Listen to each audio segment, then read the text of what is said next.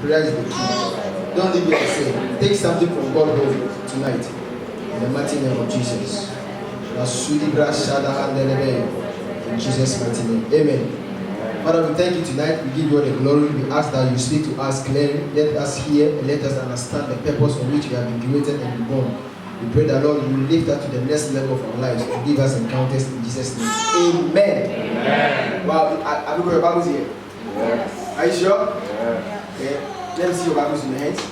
And say, this is my Bible. This is my Bible. I am what it says I am. I am what it says I am. I believe in what it is in the Bible. I believe in what is in the Bible. So, Lord, help me to understand you through the scriptures. In Jesus' mighty name. In Jesus' mighty name. Amen. Amen. Great. So I want to talk about the subject.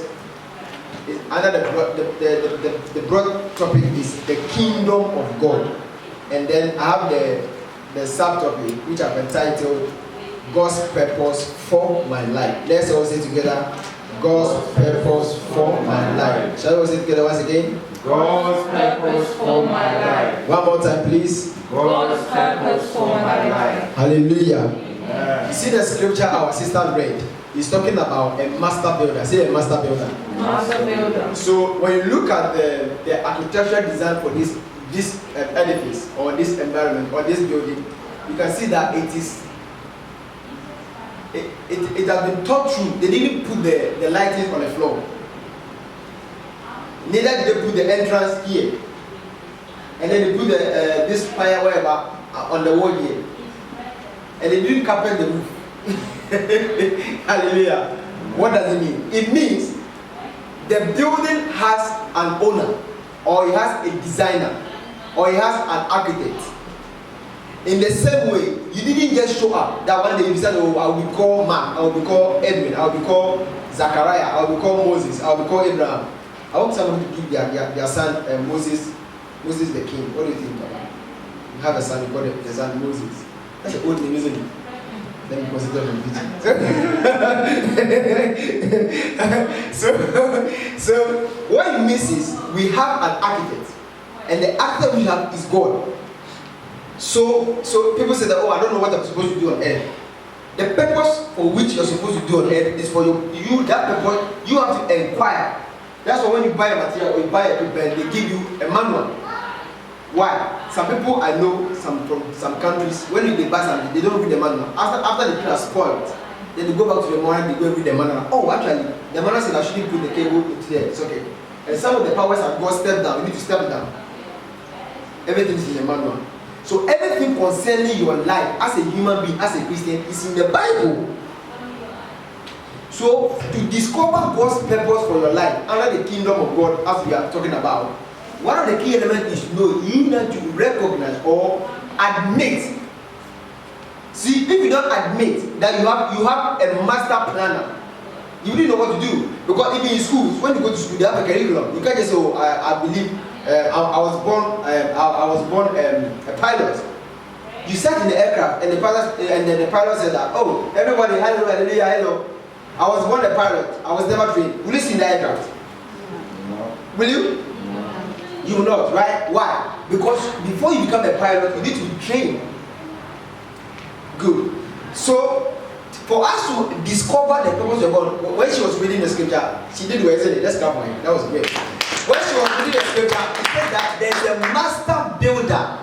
He said that if you don't build your house well, there will be one day when a storm will show up. Because you don't tell storm when to show and when not to show up. Storms are everywhere. Whether you pray, whether you don't pray, there are storms. Say storm. Storm. Good. And because there are storms in life, we have a master planner who orchestrates our movement. Even though God has given us our will, because salvation, you don't force salvation on anyone. For example, yesterday we went out for evangelism. We need to go to Christ. You don't say that by all means, by force, come to Christ, because everybody has got a will. So the will that God has given us is going to use the same will to judge us. Hallelujah. Amen. Great. And yesterday we had fun, isn't it? It was fun. we encountered some strange things on the road. If you have not joined us one of these days. Amen. Great. So to discover the purpose for which you were created created or you were born, one, you need to realize or discover that you have divine mandate. What is divine mandate? In other words, you need to discover or accept that you were born for a purpose. You were not just born because somebody decided to, even let's say you were born out of wedlock or mistake. You have still showed up. Somebody's laughing. Yes, whether it was a mistake, somebody said, "Oh, but I didn't know I'll get pregnant." It was just a mistake. Whether you knew, you planned it, you didn't plan it, you have showed up. You need to fulfill something before you go back. And the strange thing that we don't even think about is we have only the max. Let's say you have grown, let's say 100 years, or maybe 80, 70, and you want to grow up to 900. It's just waste of time. So, so the max you can grow maybe 180. See, the danger most people even don't think and sit down and think and pause and think about this. You have a very short time to live on earth. After you have lived that short life, Bible says in Hebrews chapter 9, it is appointed unto a man to die once, and after that there's what? Judgment. So in other words, just as you go to university, you don't stay in university for the rest of your life. You do 3 years, you are gone. You have a lot of work to do. After you finish university, you have to work for long, isn't it? You just say, "Oh, me, I'm always in school." People think that you're lazy if you're always sitting in classroom. The same way. So our lifespan on earth is so short compared to eternity. Hallelujah. Amen. So, but God is going to use the life we live here to determine how well we will live in eternity. So, the way some of us, we don't have time for God. God is even not, I don't think God is even happy with some of us. Because He knows that you are just here transiting. You go to Italy, you are going to Rome, you are going to maybe, where can you go? Tell me. Where? No, Libya, Miami. Like, if you are going to Libya, you do transit maybe Italy. You stop in Italy for 2 hours. Now you are going to buy a house, going to buy McDonald's, going to rent a house, buy a car, started marrying, having children. Just you are living there for only 2 days to do transit. If sometimes half an hour. Now you have got to settle, brought your bags out. Now you go to do dry cleaning, dry your things at the airport. You think the people at the airport will be happy with you? Why? Because they know you are just spending only 2 minutes or maybe half an hour to go to your destination. So we are on earth because we have a destination somewhere. And because we are on earth for a short moment, God has planned out our lives. Hallelujah. Yeah. And that is the life we need to discover how well we can live it. So I told you, put the scripture out if you come up. Luke chapter 19. We are going to watch a movie. Say a movie. How many of you watched a movie recently? Some of you went to the movie yesterday, or you went to the shopping mall yesterday. You saw some movies. Let's go in. Luke chapter 19, verse 6. You need to realize your divine mandates. You make it big so that I can have the whole space. Hallelujah. Just open your Bible, okay? You don't depend on this screen thing, because sometimes they can disappoint you. Go read your own Bible. That's why you go a Bible in front of you. Luke chapter 19.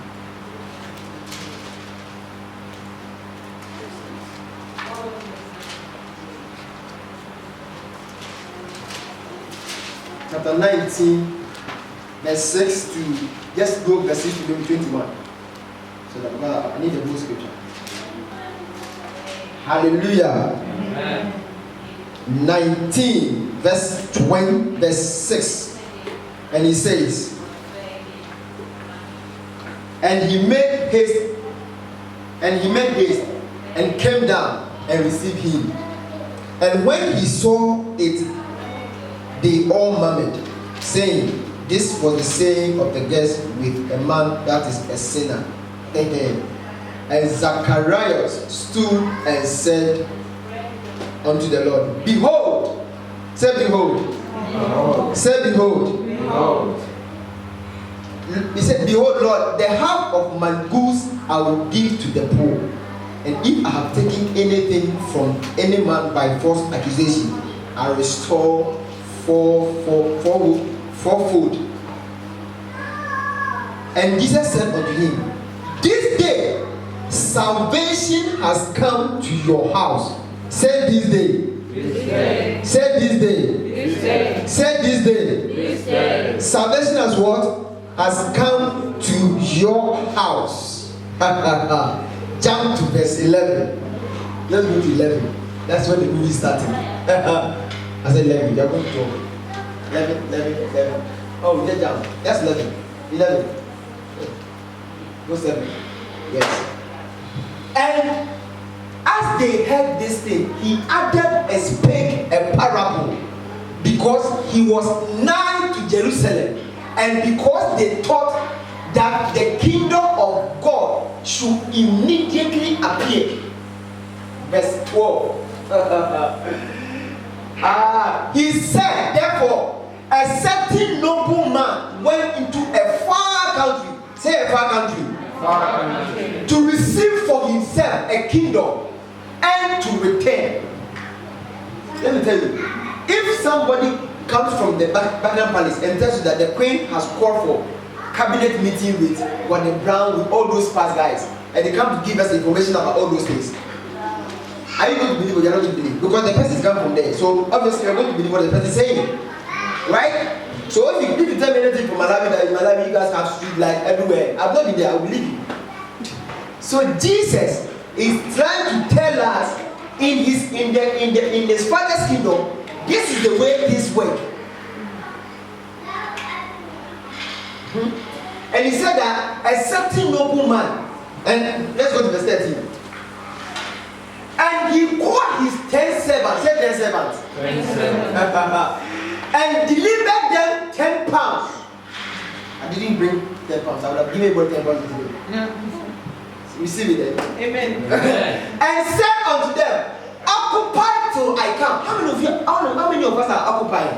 What it means here is Jesus Christ is trying to tell us that we are just on earth for a particular reason. And he says that a certain man sent somebody. What it means that he was trying to narrate about himself, that he has come on earth to receive a kingdom, and he called us, we are the servants, and gave us 10 pounds each. What do you think the beauty God gave you for? Is it for you to show on the, what do you call this show? That funny show you guys are the world. Yeah. The beauty God gave you, it's not because you have to go and show on TV, you know. He gave you so that when you go for evangelism, a guy will say that I like this girl. And the guy will say that let me follow this girl to church. When you can find out that this girl is on fire. Say fire. Fire. So it's not that the person follows you and then that's the end of the show. No. When the person comes, you know that you're on fire. He said that, hey, I didn't know you are beautiful and on fire. Wow. Because of that, even the intention I came to church, I've repented.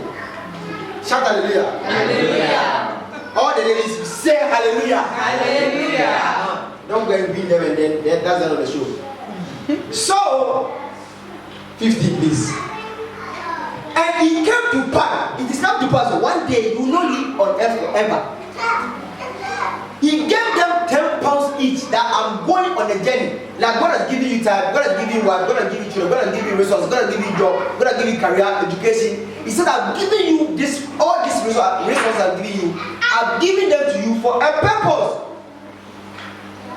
The talent you have, the knowledge, the school you went to, you didn't go to school because you think you are intelligent.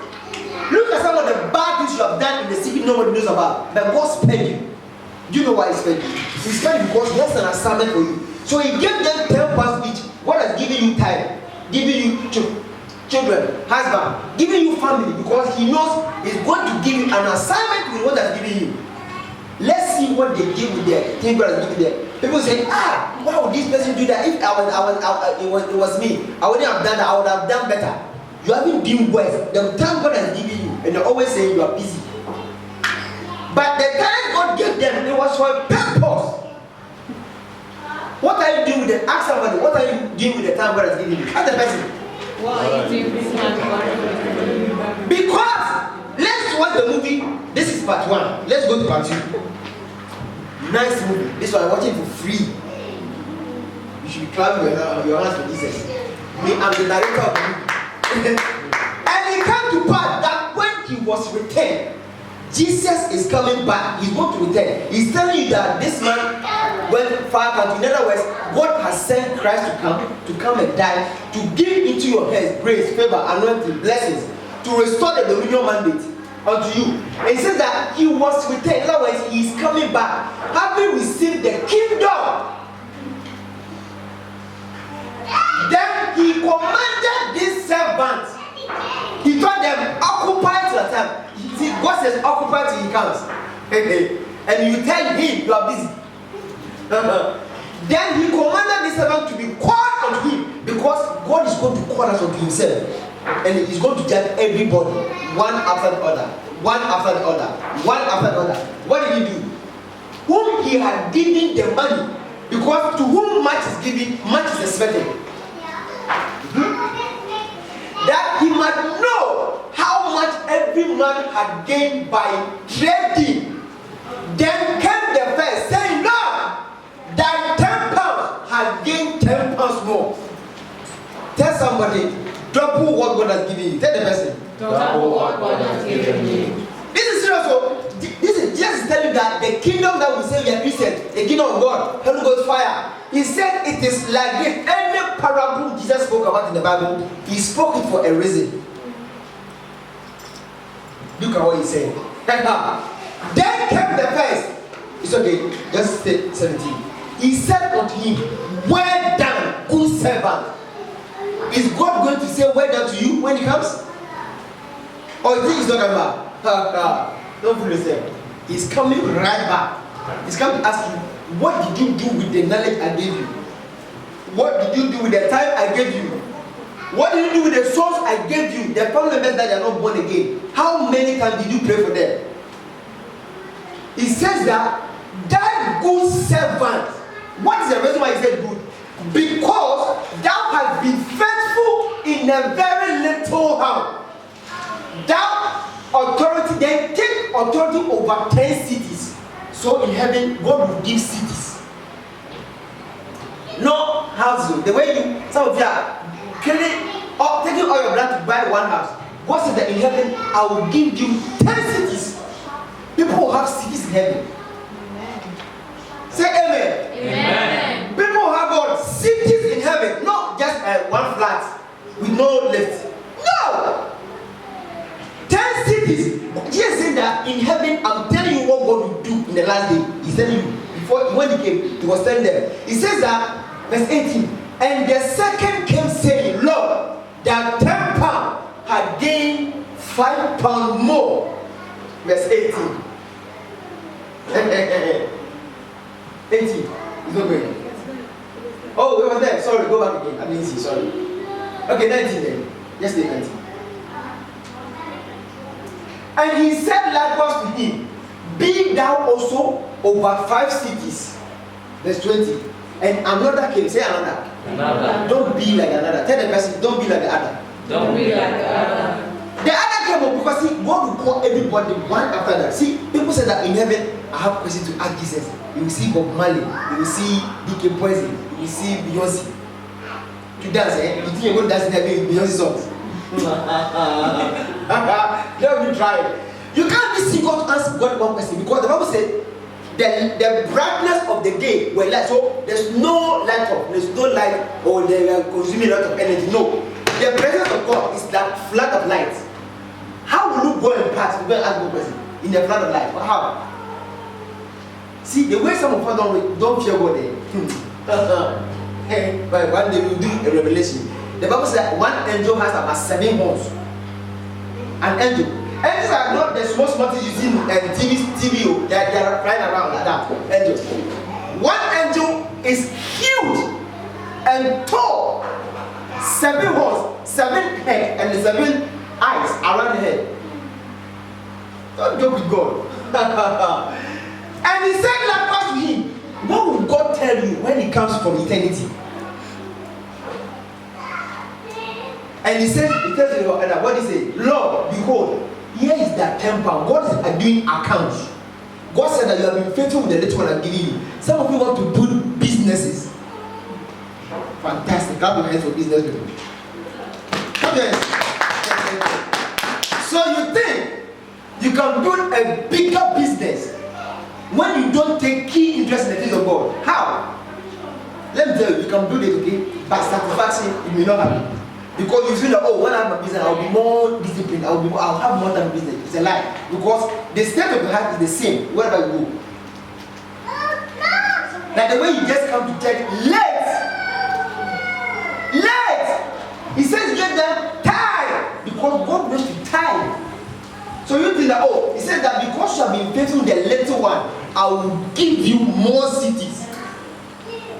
So you think that, oh, the one I have a business that some of you here, when I hear you say, oh, I'm going to set a business, I just like my head. Because I say you can't keep your time. I understand, you think, go and ask your bosses who are at the job place, you think they sleep? No! At 3 a.m., when you are snoring, they are working, changing your wages.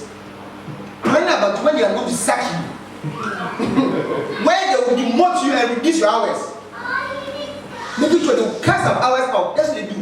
While you are snoring and sleeping. Some people are determining how much they are going to pay you.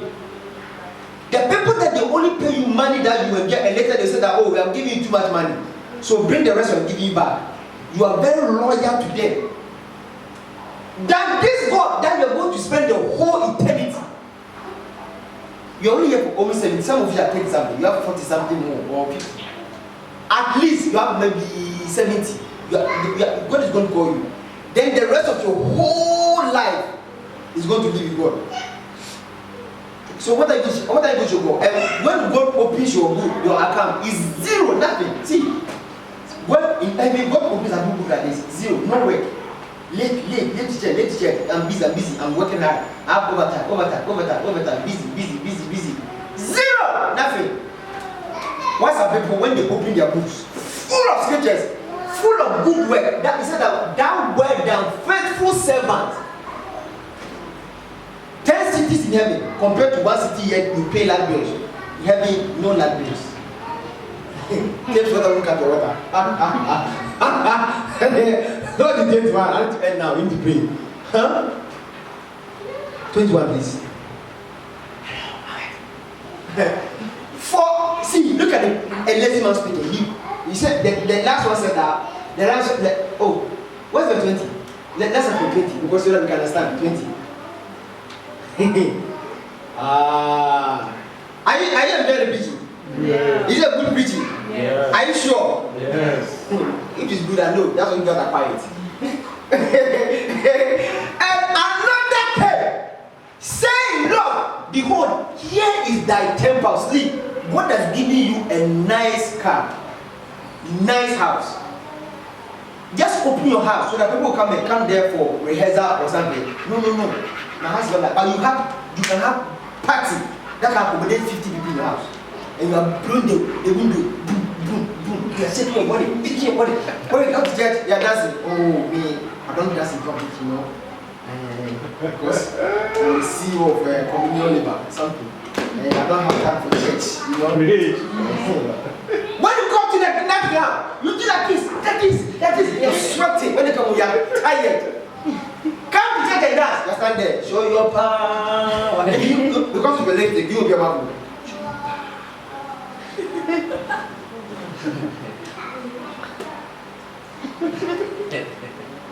And then that clown, short sleeve, short skirt, move your body like that. Shout hallelujah.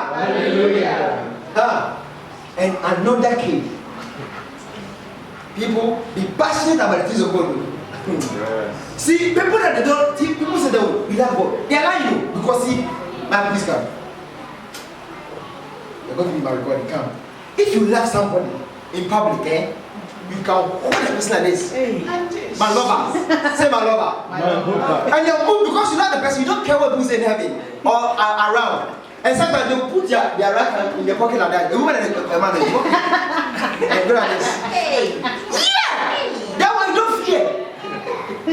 When you come to Jesus, you know, this is too, you know, because of where I come from. You shout to him, you shout to church too much. Listen, thank you very much. Let's go for you.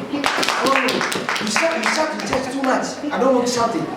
But when you are screaming at the football field, whereas up in your TV, in your room, moving your legs, trying to play football. You come to church, you say we are shouting. For, see the lazy man, you can say lazy man. He said, for I fear thee, because thou art an astral man, thou takest up thou layest not, down and reapest that thou didst not sow. In other words, what he's trying to say, this King James, don't like King James. He says that, Master, I fear you, you are wonderful. He's lying. Now I love you, I'll do everything for Jesus. He's lying. But it's so meaning, he's busy. Oh Lord, you know I love you. I love you. And they're crying. They're lying.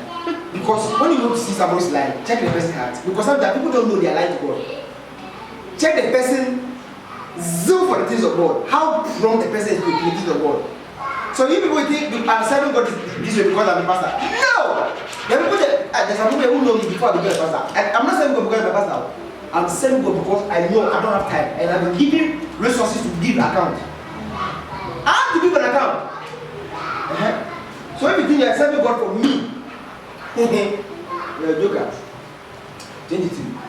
And he said unto him, see, out of thy own mouth I will judge you, because the same excuse you are giving, God is going to give the same excuse to judge you. And then they said that out of thy own mouth I will judge thee, thou wicked servant. Some of you are here, God has started you wicked. You can't understand here. Shaduli Makatalaba. We ban the devil because he's a wicked man. So what has God red card? Wicked. You know. Why do you become wicked? When you don't take God's resources into your hands and work with it. He said, wicked man, you want to build an empire for yourself, but you have relegated the things of God. He said, wicked servant, thou knowest that I was and what? Thou wert man, taking up that I lay not. Yes, that word is there. Now, and said, and reaping that I did not. So let's go to 23. Therefore, then givest not down my money into the bank. God said that even if you didn't want to do anything what I'm giving you, train someone to do it. That's what I'm saying. You can give my money to the bank, and the bank will work with my money, and I'll come for what? Reward and interest. God takes serious taste or serious admiration when it comes to interest. God is not careless God. Anything you do, God wants you to multiply it. So in your department, God expects you to multiply the department. How do you go to multiply it? Ask him. Multiply, because he wants interest. He doesn't want one person to hijack the whole department. You want to train other people. Pray the Lord, give me people that will come and work with me, so that I will be a leader over them. That's your job. So you have to be expert in your area. You want to say, God, see, people say that when we come here, when we talk about money, what is the example just giving here? He's giving example regarding the money, because what your money is like your blood, because you sweat to get money. And he says that to the bank, that at my coming I might have required man on with what? Osby. What is the all Indian blessing?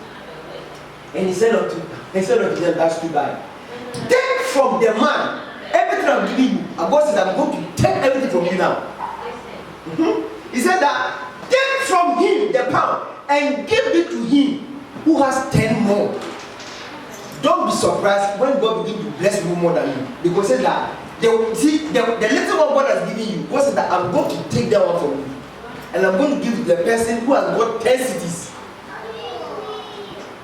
Is this scary? Yeah. When I say let's serve God, it's not that I need you, because I know you, with all your struggle, all the business, you won't go anywhere, because you are punching holes, you are digging holes, and you are digging more holes, and you are covering the holes. As you dig, you cover, you are not going anywhere. He said, wicked servant. Go to verse 10. Where is the wicked servant? It's 23, yeah? Wicked. What is calling people wicked in his church? Because we don't take interest in the things of God. Everything you think about is me. It's me. I want to do. I want to do this. And see, this one we're teaching on Tuesday. Tuesday is fun. Come, this Tuesday is going to be serious. Some people are giving me the answers already, and I'm really scared of the answers. some serious theological answers. Hey! People can read the Bible with some scriptures.